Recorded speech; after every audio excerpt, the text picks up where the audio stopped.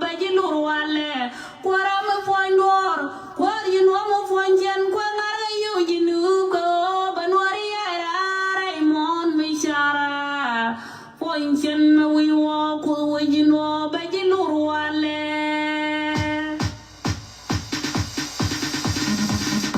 kwara me jimu wene jigo mamme adun wari alur me jimu wene jigo mamme adun wari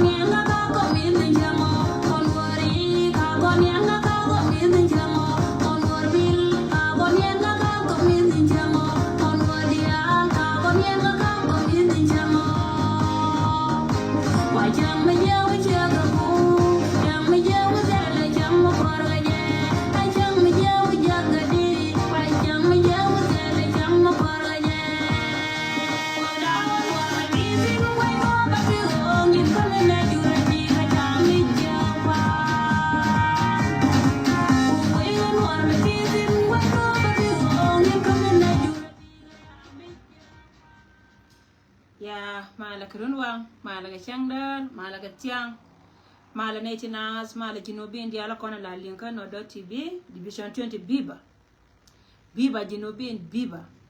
Dr. Machar biba gwani nyar biba gad borcher biba loglo jang biba babarar ka gwadung ti da meme nan sianga ne la wacha barar ke celebration te la mechar lon ka mechar la den tema babarar ka kuilan ne kana ten kon la kon ka laro babarar ka kuirai le mai yandia lo yene dia la to lo nga ko biya ka ciya ko bene kon buka ta kaliyam right na number wotin rien makama gad borcher to kon to ngon nyam gad borcher to kon to ngon nyam wana daraw rien makama neitin kon to ngon nyam wana daraw mal ma go long ne dia la kon sia mal sia ngon gwa ma petiang male galo kon biel male siner ka male dia bada ne dia la kon sia nganer ka male ne ya lo ne mene manana tedi to ra che ner ka male so ngan babarar gwa da me woji o ga lo ko tin kontin ngot ga lo ko to kontin ngot te kan me sia ka men ci chop ka wal gak kana padoy ka bwani kana ne chop ka ke ka ngot ke la wojen kare wi lep ka gan ma na ken yo yen che tulet ke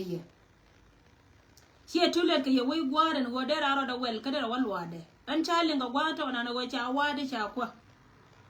yene da kon tare da ka wate kwa ga wate kan yin jiku mata ta ka wat tinga yana gwa kan ri ci bento be go choka ye kala bakula la ye we gwar alamina na ci bere da na ka pega wal jongo cha weriet te ka tane na tun wanda ci wonda kan kuy wor mi chal ka ma bodol kan wor mi chal ka wal nya ngai kon dia le wona la kira me charon ka jan gwa da dum ti de dan cha wore ka kuy ko wade ga kuy ko be te kan go jen be nyur ajene da no ko la je ken wo jen point ne tane to ngani ci saranda ci ne ngani ci bare jo ye wo ci tulen ke yene to kon tan nyam ka wat ne diala kono ngon nyam ador mi chal ke lanken ne diala kono ngon nyam ka yoy ne diala kono ngon nyam ka pajut ne diala kono ngon nyam wal ne diala kono tane kon te ka tin ci ka moto yen ga lo ka diala kono le yana gu iter yene tin jo ye ci tulen ke ye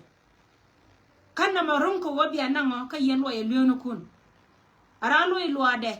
lo ye lyono kun ka biara rit rieda rodun gadinai ko ara rit kianga ye go won kuma meda ne be wurjanga jen ajena la na ya tima na me kon gad kun kala na ya lari ne shiang la na ya jogo na me na kano kon minji to wala ka walga ka ci to ka bwani ka ci to dor mi chal ka padoy ka gadi diala kon ci liw ka gad kon bana gad ken lorom kel ka gad kon ka bigal kok adorane min citul lakin chama ken kwale joni yedila joni ya wurmi chalka mabor dol kana wurmi chalka wanya ka gar ke to chika to ka pidol chika to ka pil ka kan chikan gar ken tu kamaram ka ke yen ga lo ka to kono to kor ma bodol kana wurmi chalka wanya barar la nyando jo yogo gan mar mod yen kamata yen ka generation na pil yene mod yen ka gar ku ni tene de kara bomde bom du kana ne chama gar ku rieda rodun kama mai kunpin arama loy luade wadin ci akon wale min ci akola wa ci agentin arama nyu luade kadi da rodun ci tule taye bina ga lo ka chaye bina we gwarte ramba na yen ga dial tin konin ci akola na e ci sha na ne e wurjanga ka go banar lotu agen plan wurjanga kana wurmi chalke ya gaay agen plan wurjanga kana wurmi chalke ya gaay please ni rol ci ndaw ni rol gan bal platan kuntin kono ci kanan wale ka gan nya bel dinay ka nyang ka ne mat gatin kono ci adoren ci chwa ka ci lo ku jenga please ye tulet ka ye gore ja wayen de yena no go wayen de nyura la ga loka tira ramata ka ber ka ye ci re cha mam ne ye ka ci mam re ka dara dien te rong te lo gwa ma cha ga ta cha ka lancin me ci ne te kon me ci ga ben ka gu we die ne ci ben ka ga ce ta na ken de jel ga ke chane to ngana kan cha ka ron ko kan yar yala ka ko yene biya pore do kiran ga ka cha ka lo ra me cha ka lo je ci ka ne te kon ne ci bi nyur ke la gar ko ga lo ka yoy ngai ka ja gwa we yen pan kun ci yene di ci ari na rodon jam barar ko jo ye ci to le ka ye we gwa mala ne langa ye ma ci ngai gwa anta me won ko chene nyam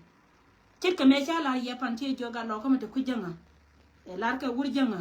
ce riet celar go wona ne karanta lo de wodor mi chal ka walga kana wata binyo kama nanga ja ay go ko ne ko te tin ka ga lo ko ro dien a jena por bom dien an ce jo pan na ja ka me si de me chala ye ce jo go ga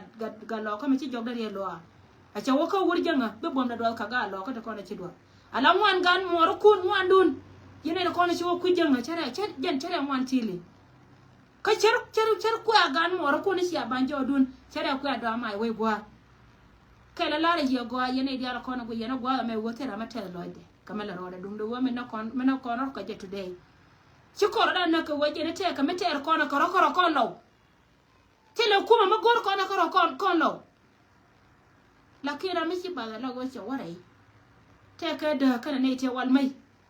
ne da ko na ko kon ka lo wewti ta ka jube ne da ba ga lo ko te lo ka yoy ka piere ka dor mi chalke bwani ka dor mi chalke padoy a we dor mi chalke di ror we tor a we wani di ala ko ne ci gat kien te today na ka shod ne tin ko ne ci warai ne tin ko no kwariam nan ko la chamti tela ka mi je ka kana ta me be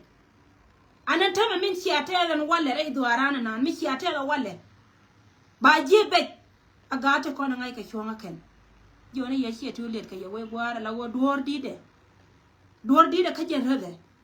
kan liya be dit ka ye puja ka wona de ko na tar ka kora ken ka ji shonga ne de ko na tar ka kora ken ngai yen me ci la wal mai go ci ko da nana ci ko nan ku kon pin cin ya lu ku kon pin tin sai ce ka da ma ja kan yon bo me nana ci ne ci to mani ci ai shonga ci ka me la je yen ci la bara la ngajo ka tet aka ne de ko na ci shonga wala kai ye la jo ngate ro wara no ka wo jona ka wo rodun ko te me gorga ka sha ko te me gorga ka galo ko to ko na pai warai te me gorga ka ye wai gwa ci too late la ga mai pen gadi na la ga mai pen tie me je go wala to go ba lo ba ka da me chi lo de wa ka da akan sia si na ka gad kon te ko ne chi liu na ka gad kon te ko ne chi liu me che de chop ko go jen point de be chop point jen kan ga lo ka kan ga di nei dang yok la yal we ka ba la ro di ne ga di nei kan kon me liu ko lo ka me non ka ran ne ka gad kon jen sia si te chi liu ne ka wur me chal ke kwang bin pin me jam ne ka wur me chal ke lo ri kwon ne ka wur me chal ke ngade ka ne ka wur me chal di wur manyal quest la non ko ngane kan gare ma cha kele ken ko ne cha ga dor ko rodien ba no nya biel ba no bal ba no nga kan kon mai na lakini me ga duji no Sudan kelio a duji no Sudan kelio me cha kon ba na wala ke dure ga ko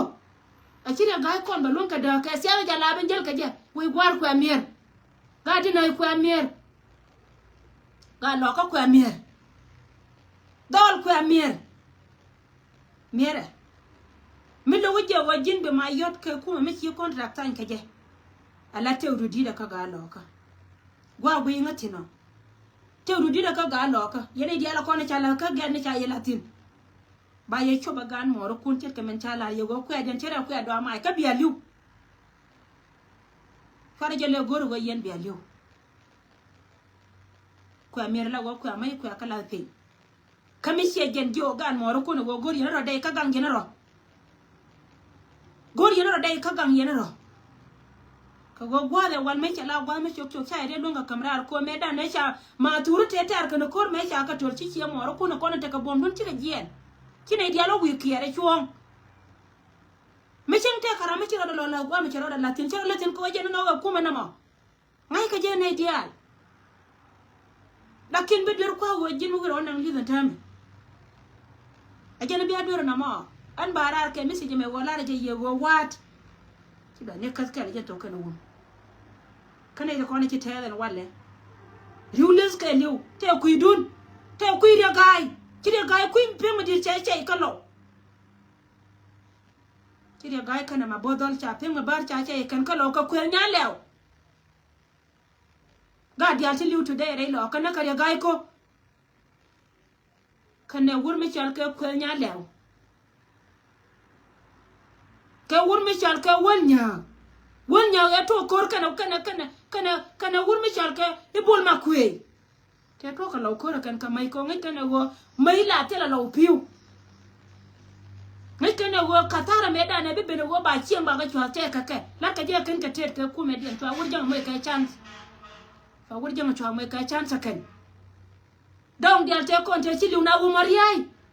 mariai na ne me ka kon ga re to ara ka yedit la ka pa je ka mo la tore la ne jel ko ra kon ga ti tiene na ka wodi na ka mai meka mai dong dia le ko ne chamor mi ci gare cha doran cha deken a cha ra ko no bom ci ka dol mi chal ke lanken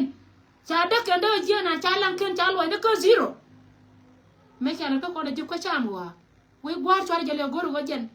bi do ngwana ne ti bi lu ka ye yelo ke do ma bodol tel goma nang yetin chale mali cha da ku me jani e not confirm min je le ma bodol tela gor kana won me chal ka won nya chala ka nyangani tela goma nang yetin yedi dia la ko ne cha moy ko gor go to kon ko ka ne ya gor le ko biara na karo ko ka ne ya gor le gadi na ko ka ne ya gor le tela antamen ko nya le me che gien changa pan me che gien changa pan wa ja do lima ne chai ni and not confirm tela ma ko ya pay ka tela ma ko je recognize en go je ne ya commissioner akobo kwanja kaka liya ko ba ne ken ba kana mi ci ko wo ga ci gwanci bu tana tin tela malat ke ken an barar ko jiyo ye she tulet we gwar she tulet ka ye nyede ko ni ci enyen kon ko ka wara ram nyol wade an ma gori je wajin pointu biro de mat gara man ro gare tera mbe jina mo ya ben biya may kun chom nyal ba ye lor bi bol chul ye lor lakin mo yen bol walib bol ba yana kede jagwa wale won liya ci to ko ba kara chabile no ngi gaduro abula men jel ka kane ide kon kane liya kon gad bona dimbale wale ala yene go palela la wala ne je ka chiang chini ne ko ne chi do cha da chi bola la wa ngwane je ko ba wuna ko ba ga lo ka bi ka bare cha ka siang ne ke duai chi bola la ko ba wuna an che wuna na bol che wuna na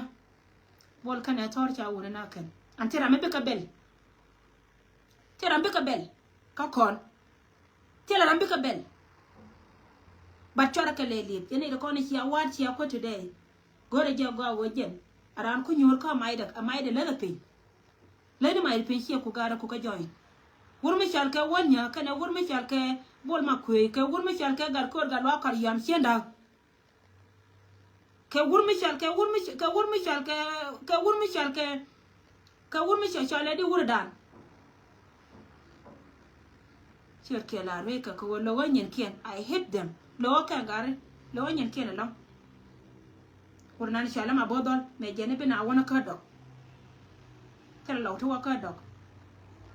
tera lo tu ka dok ko wo kon chana tera ko dok lo kon ni do lo kon ni ya me cha ka na wal me ka ga te na ka chi ka ga dok ka ga lo ka na ka ken ka ga lo ka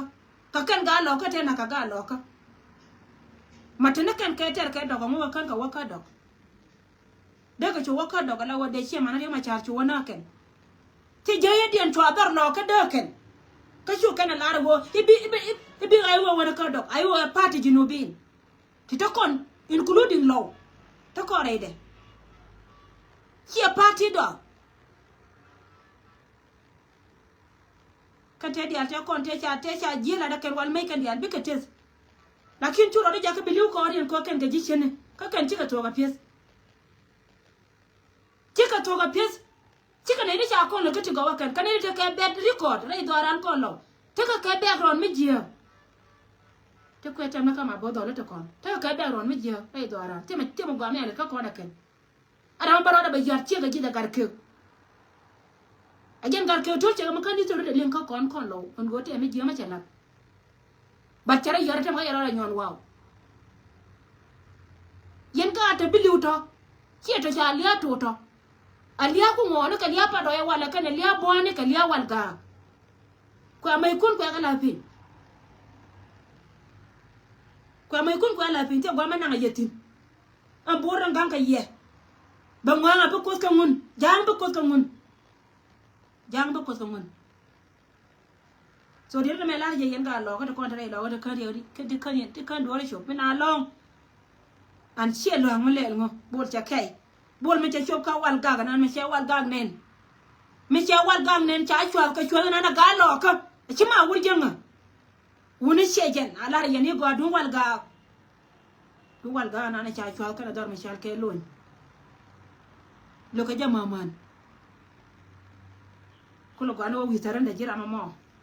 mu ro ma ga lo ka te ko ne be ko ka kan na ka na ndio dial te ko ne jel ka kan na ndio ka kan ga lo ka da ndio amen jel kel tieto bel kel gwana go jile na mai le ne pen e mi se mi wo ka yena ma yelo me dong dien e me lara kon nore ri da me cha to ka me to wa ja ga ja ta guidun ne ka ne dia la kon raj amana kon nore te mi se ma ka me ye gadu me cha ka be go te la wi duen nyal che na wujia mite kama gwa me no goga diri ya kamje ko wojen bagadu no pinya gwa kama shi go tanyan kana ne jela daga da jek diri ya no goga ma de gwa ne jeno go bika do ba pen bilim da ba ko de gwa ne jeno bika do ba pen wujia barara tul che be liu ka bena pen wujia ma ko jen bilim da ba ko raw kon changa da ni chala da ba de ma char ba lo Rida me weka na iti bira aro dangi chicho duwe mencha. Weka na iti kon tero ati larka je kana gwanu. Na iti terka kor taka kabwa. Riyo ma char me teka sijin. Cha ba kamra arka ye ba lo ba ngakoi. Cha ba lo ye riyo ma char. Rame larje today chi di wuje wo riyo ma char ba lo. Cha ba lo ko riyo ma char ye ne politik. Riyo ma char me te dwa na ka je dwa ga jana ka riyo ma char. Mi char yo ma char cha ka beken ate ka chan mi cha je ken ka tana na larke cha ye bolo yo ma char ko be ku depend kan etin kono gor ka je go ba ka dien bala de jega go mi che na wuja be ku depend ka ye yenwari mi lim ne yene biar yo ma chara ba lo ye kamal chi man nyan men bala ye go chi ma kai cha blo ye yo ma cha biya ta da ku gwi ko kan kwar kun dia cha ka kon lo ka tin mi ko yene wote ta tu de tin liuti e liu ka ba shi ka liu ba la dia ma kanai da ko na ci roi te ne ci roi da shi ken cha loy de cha wudo ken ka jere yo kana ne tilar ka je kana go min yi na abwa min yi na karo dien abwa te ka gore de chup ti de ma cha de lu ke dun dien ci ma jube te gore de do an mi gor ka jere wo gan mi cha da bana bana da ko na tar ka ko da kan jen pan ken ci ka ci cha poi kuyi kan cha poi kuyi kan la kiri gan me cha dab doran libe le ngo de da ko kon ba kon itera ati tame nya na re de no te ko de no ko lo kan ci no de lo kan ci ka we de ka we la ken bi ate bo an ci arabi ci re ta ka dun mite yangan ka gadun la je yene dia la kon ro mosia kaman yo ne dia la kon ro mosia kaman yo to la rin ma kan char la yo re jam pala roi bad bada ma la roi ran ke rin ma kan char ne dia la kon liu ko ngai ke ne ga de kon kerwe kien mi liep ko no go bane ba lo ko na de cha ba lo ko na je ne chia len kama ko be chi ma ba la kur ke lara goriyo ma char me da ne kina bin me kika wakan ji ko sham wa amma ne tin kono kwala shola duwa la afirka me kika wadwa kana jo wurmi chalke kwal manya min daw jino ba sudan ko jino ba sudan da gadbo ne de kono da ka jino ba sudan kan ke lara jo jino goriyo ma char ma kwala lara ba lo jino ngiyo kariyo ma char cha pos da ke lu cha woy atam do tu da na ka right last week cha cha propose kan jo ga je tele me chala ai wa me de joy ka kume pati ai go ke lu de campaign ngo ma ngon ma le bi na yeta to guito ngot yen ka me le bi na ka telo jun te ke di o ba ya lo ma cha lo jun te ke di o ba ya lo ma cha ka jira ma la ko na ke du re ma cha ro mi cha da won yat ka po re ma cha ko wa politician donc kira da den ta we bera che rin me je che la ka cho re ma cha ka bina de roi kira bala daro yina ka kuire ma charo de ma char bi or man wode man ka pali jawo mun ba kula nyo ngo go jini ma wuri ma cha mi de ma cha de kula na janke ka titi mi jira mi na wuje tanga da kono go karwe ko ga ta kon ma wuje go karwe ngi je yina ka ba chuje diu ka chuje laka wo ba yelo ndema chara ko kebi jo wor kana maidu bita da ku gujin kebi jo kana maidu dum no wo chu ne tin content ta to ngai kan churu ken dia ara meliu ko wota ga gan wora mo gore ke kaman gore ya macha diu ka cho ajena ko ala da ka ga chi ba ka da bi ka die ka bi ka waja ke lirun mi ci da mo nen chetel ci de palwo betel dil ko da dil yetel ta da mo de na ran wandu ka be jien mi te ka ne di lokal ya ga no re kan kan lokal ya ka na ga no re furo le ko ren bro ken ton le ne ngi ta ko loy du ba da no re mi lat ke kan alat ke kan aga no ta ko na lat ka do ra kan tin goy kai ci bal anay de ko na ci kula bal to kwa dor ko ay ka pinya ken kay yete je anyen ke lat keke so ti je kana ko na be ka ngara yene de kon ti ron ko bi at ti la ling lianga ta ko lo docteur yama cha cha lo ko ala me lat kay jange gen me lat ka gad bore ge ma dwal ka wur me cha ka yama cha me yen je politique te la me je ma cha lat cha yen ke politique kan politique yen je ya politique nyoni ngai kana go kan dial panken kana de dial kon mo wuri ma cha ra bara te ka ti cha be long ti cha je ma char long pes ka again chang le ari ma char ka si jin ta dor cha wi cha da bor ka tet bar ka dali cha wi da ga bor ka tet bar ka dali bera ma je ko goi ka goi de so ri to che chum ta to lara la uri da me we che tu le kan ya yete kan liu fara je le gore bi liu an bi liu to bi liu to gore je go bi a rodun man ne kun rama wallo ada yen cha bial che yen ga dia la de borin cha kap cha po se wur mi char ke ma bodol kane wur mi char ke wanya na je go we yen wi a liu kun madro gan mo ro kun chora le liu ka mi ti lot kar liu ka mi ti lot tele kuma mi tar yana karo ka tel ma wa kam ye liu yen ba mu we liu ga ni ron jeg bay do kon mu we liu ga durur jeg bay do kon mu we liu ga da ko be jeg bay do kon che me chi ga liu na ka ko be na ko re chang ye man ti chi liu wa le ti jeg bay do kon an ba pa ma to de wur jang ko no ne je ni mi ri ja le ga ina na nan kon ka ngada ka me nan ko re ko la walwa tembe jeti ngani chi ngai wana ka ro gwa yona ne ti liu cho na ngi lis nas cha ne kana cho mo ni ja ke cho pe ni je cho ne ro dien kel kana changa ngane ta kel gwa yon ono go jen cha riam nan cha je ne je go kon ba kon ko aken ti le bay le mi je ke kan ti dia la kon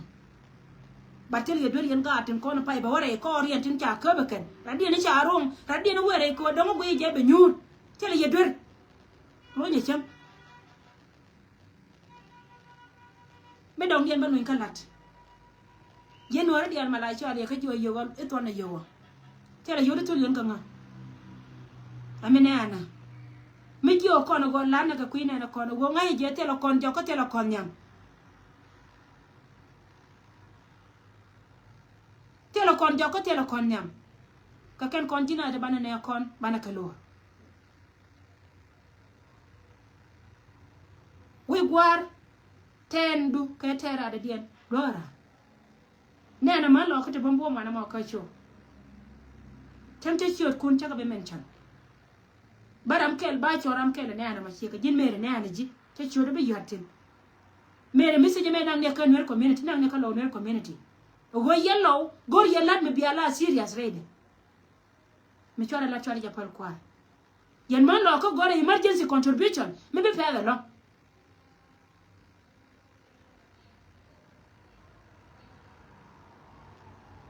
ka wo biya ne kun biya ka lor kor tar ka tar ka re ba na yana tela gwa me je ka kontin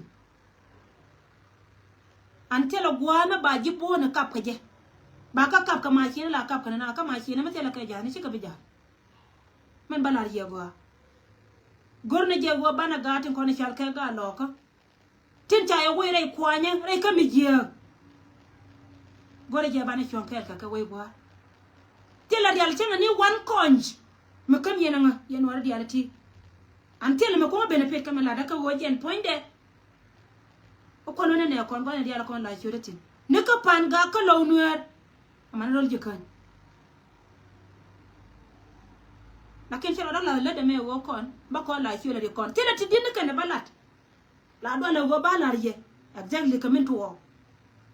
ko dara da den baloy de be wo yut gwana antete lakin lana we gwa lana lat so didi kana kono gora balar ye wo kon kendi ala kono ci to wala tem balatin tela de pon bakam ye alat kume matede ala kono tetin biya ka je ka penyo kontin la nyin kume banu ngani yeme to nani chama je wala la men pega tin la ngan yana banu tin content lot karodi no biya ngai go ngome ci wo report te lo ba ngone kum barora garar ko mara te ker kanye an yen ga lo ko chore ye dirgi go yen ci tule te ye wode yera mane ko tela boar me ci ala boar jen kula benetan ko biya kula beliu darba chaye bo gor ma bo dala baye ba gad ko lo guiru ne kuma salfa tela salfa maten ko no kor ko no ko te mele la kon ni ti dia la kon te me ya no mo lo ka ka te la del gore cha no te del wali cha no te la computer cha no kon kan jene kan chu ko le bene kan go chwa ko le badani nyen kon te kon ale ko le ko cha mo nyaaga la ke kan cha de la de kuma meta kana ti dia la kon re dia ka mia ti cha ta ne ko li kan te dia la ko ngata kan ka jiba ka dia ka mia mani chi alu nan che report da moñ chi gar nya dia report da moñ ariya la wala je e che janga do we je ne cha pol dien joy ko kan chi ka wa pot ka kai kui kenan tin je la ka ji do kor kai kui kor buane kor padoi kor diror kor walga today kane la ka ter ke anatema akoba west ke akoba ke leo akoba county ke leo pre mo de run ba nyokarel ka wat an manila ken maka clear to diala to bika pa thank you so much guy ko malta ke